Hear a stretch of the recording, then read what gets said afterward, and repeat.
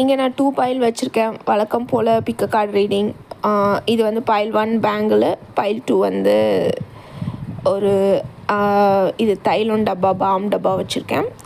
ஏதோ இது பைல் 1, இது பைல் 2. இப்போ யாரெல்லாம் பைல் 1 சூஸ் பண்ணிங்களோ இந்த பேங்கில், உங்களுக்கு என்ன மெசேஜ்னு பார்க்கலாம். கூடிய சீக்கிரம் உங்களோட ஒரு சோல்மேட், உங்கள் சிங்கிளாக இருந்தீங்கன்னா உங்கள் பார்ட்னரை மீட் பண்ண போகிறீங்க.